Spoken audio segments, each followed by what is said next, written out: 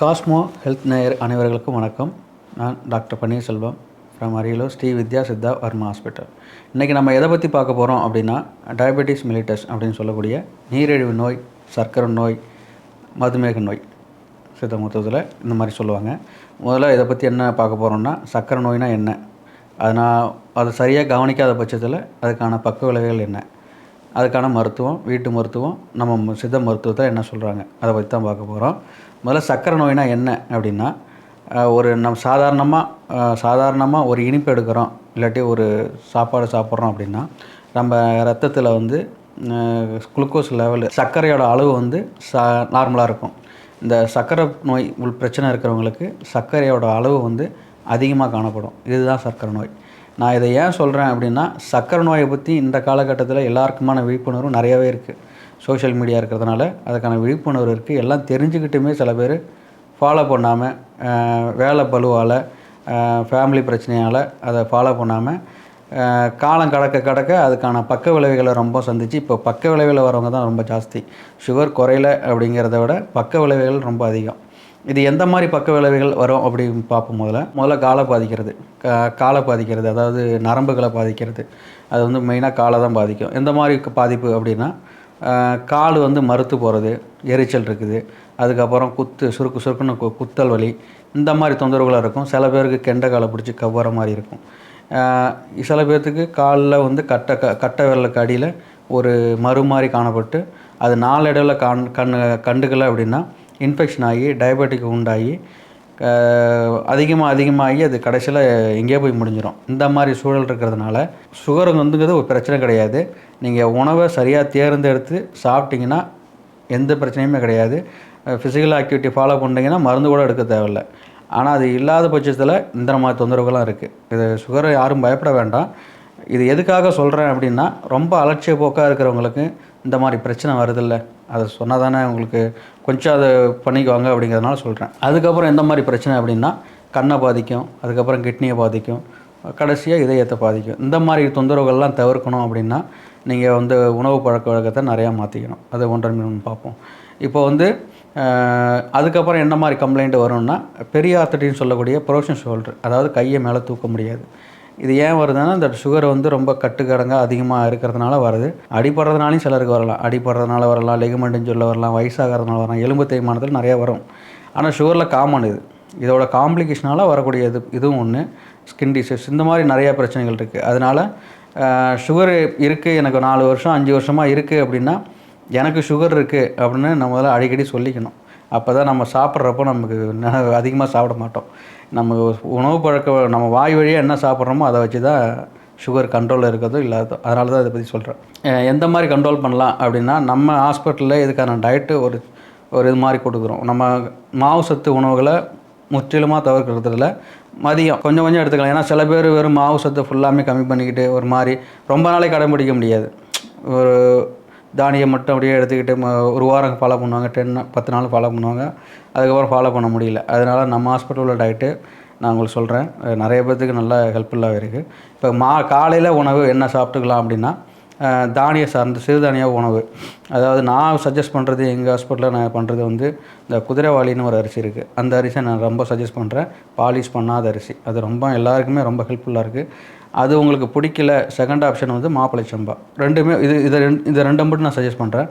அதில் காலையில் எடுத்துக்காது, அதில் வந்து மாப்பிளை சம்பாவில் இட்லி போட்டுக்கலாம், தோசை போட்டுக்கலாம், இந்த மாதிரி ஏதாவது பண்ணிக்கலாம். மதியத்துக்கு வந்து சாதம் 1 கப்பு, காய்கறி 1 கப்பு, அதுக்கப்புறம் எப்போதும் நம்ம யூஸ்வலாக மொத்த இந்த மாதிரி எடுத்துக்கலாம்.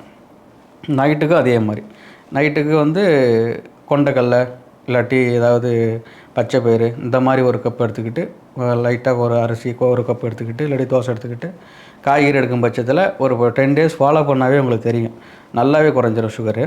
இதை நீங்கள் ஃபாலோ பண்ணி பாருங்கள், உங்களுக்கு ரொம்ப பயனுள்ளதாக இருக்கும். அதுக்கப்புறம் எந்த மாதிரி மருத்துவம், வீட்டு மருத்துவம் அப்படின்னா, நம்ம சித்த மருத்துவத்தை பொறுத்தவரை ஆவாரை கொடி நீர் வந்து ரொம்ப ஹெல்ப்ஃபுல்லாக இருக்கும். எந்த மாதிரி இந்த கால் எரிச்சல் இருக்குது, கால் மதப்பு இருக்குது அப்படிங்கிறவங்களுக்கு ஆவாரை சமூலன்னு சொல்லக்கூடிய ஆவாரை இலை, பூ, இந்த மாதிரி 2யும் எடுத்து நல்லா உலர்த்தி, அதுக்கப்புறம் ஒரு கைப்பிடி அளவுக்கு அதில் ஒரு பாத்திரத்தில் போட்டு ஒரு 300 ml தண்ணி விட்டு 100 ml வற்ற வச்சு அதை தினசரி காலையில் மாலையில் குடிச்சு வரீங்க அப்படின்னா கால் மதப்பு, எரிச்சல், அதாவது டயபெட்டிக் நியூரோபதினு சொல்லக்கூடிய அந்த காம்ப்ளிகேஷனு, அது ரெட்டினோபதினு சொல்லக்கூடிய கண் புறையிறதுக்கு, கண் சரியாக தெரியலங்கிறவங்களுக்கு இது ரொம்ப ஹெல்ப்ஃபுல்லாக இருக்கும். நீங்கள் குடிச்சிங்கன்னா அது ஒரு வாரம் குடிச்சிங்கனாவே தெரியும்.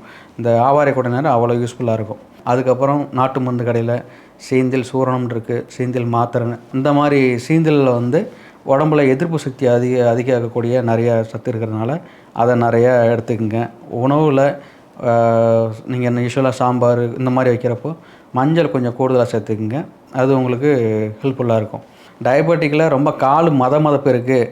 எப்படின்னா இப்போ நடந்து போகிறாங்க, இப்போ ஒரு செருப்பை போடுறாங்கன்னா சில பேருக்கு செருப்பு காலில் இருக்கா இல்லையா அப்படின்னே தெரியாது. நடந்து போயிட்டு இருக்கும்போதே செருப்பு தனியாக உருவிட்டு ஓடும். இந்த மாதிரி உள்ளவங்க நல்லா ஷூ மாடலில் ஏதாவது செருப்பு இருக்குது அப்படின்னா அதை மாட்டிக்கிட்டிங்கன்னா நல்லது. ஏன் சொல்கிறேன்னா இந்த மாதிரி உள்ளவங்களுக்கு காலில் முள் குத்துனாலும் கல் குத்துனாலும் தெரியாது. இப்போ அவங்களா பார்த்தா உண்டு, இல்லாட்டி அக்கம் பக்கத்தில் இருக்கிறவங்க பார்த்து என்னப்பா ரத்தம் வடியுது அப்படின்னு கேட்டாங்கன்னா அதுக்கப்புறம் பார்த்து தான் ஐடென்டிஃபிகேஷன் பண்ண முடியும். ஏன்னா அந்த அளவுக்கு மதப்பு இருக்கும். அந்த மாதிரி இருக்கிறவங்க அந்த ஒரு ஷூ மாடலில் இல்லை டயபெட்டிக் வாரன்னு நிறையா இருக்குது, அந்த மாதிரி எடுத்து போட்டுக்கிறது நல்லது.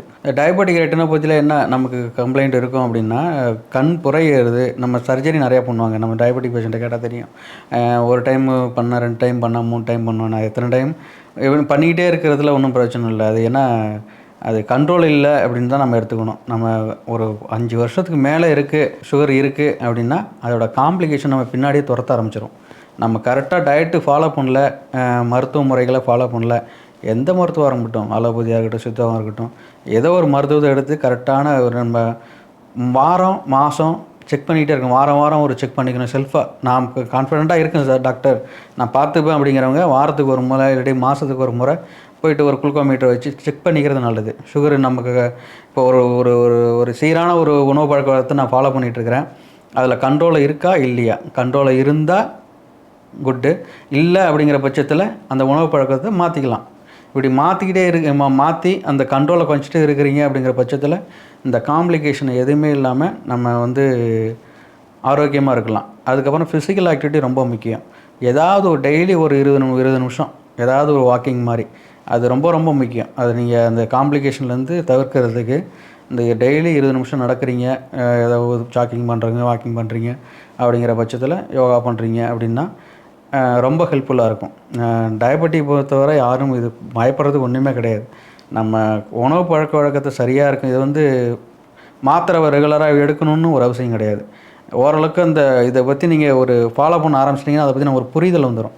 புரிதல் வந்துட்டாவே இதை நம்ம கண்ட்ரோல் வச்சுக்கலாம். இப்போ சில பேர் வந்து இந்த உணவு பழக்க வழக்கத்தை பொறுத்தவரை நம்ம எப்போதுமே வந்து இந்த மாவு நிறைந்த உணவுகளை, அதாவது கார்போஹைட்ரேட்னு சொல்லக்கூடிய நம்ம சாதாரணமாக அரிசி இருக்குல்ல, அதுலேருந்து 3 வேளையும் அதை எடுக்கிறது ரொம்ப நல்லது கிடையாது. ஏன்னா அதில் செஞ்ச இட்லி, ஏன்னா இப்போ நான் 2 இட்லி காலையில் நான் டயட்டு ஃபாலோ பண்ணுறேன், மதியம் கொஞ்சம் தான் ரைஸ் எடுத்துக்கிறேன், நைட்டும் அதே 2 தோசை, 3 வேளையுமே நம்ம சாதாரண அரிசியில் எடுத்துக்கிறது நல்ல விஷயம் கிடையாது. அது வந்து டயபெட்டிக்கை வந்து அதிகம் தான் படுத்தும். நீங்கள் அந்த மாதிரி எடுத்திங்கன்னா மாத்திரை போடுற மாதிரி தான் ஆப்ஷன் இருக்கும். காலையில் வந்து தானிய வகைகள் சார்ந்த உணவு, அதாவது குதிரைவாலி அரிசி, மாப்பிள்ளை சம்பா, இந்த மாதிரி காலையில் உணவு. மதியம் வந்து அரிசி வகைகள் ரொம்ப தவிர்க்க முடியாதவங்க சாதாரணமாக என்னால் ஓகே நான் ஃபாலோ பண்ணிடுவேங்கிறவங்க மாப்பிள்ளை சம்பா எடுத்துங்க. இல்லை எனக்கு நல்ல ரைஸ் வேணும் அப்படிங்கிறவங்களுக்கு, ருசியாக சாப்பிட்ணுங்கிறவங்களுக்கு நார்மல் ரைஸ் எடுத்துக்கோங்க. நைட்டுக்கு வந்து யூஸ்வலாக காலையில் பண்ண மாதிரியே எடுத்துக்கங்க. அப்பப்போ ஸ்நாக்ஸ் மாதிரி கொண்டைக்கடலை, பாசிப்பருப்பு இந்த மாதிரி எடுத்துக்கிட்டிங்கன்னா நல்லாயிருக்கும். இந்த சுகர் வந்து நமக்கு அதிகமாக இருக்கா கம்மியாக இருக்கா அப்படின்னு முதல்ல யாருக்கும், சில பேர்த்துக்கு நம்ம வாய் வறட்சியாக இருக்குதுன்னு சொல்லுவாங்க.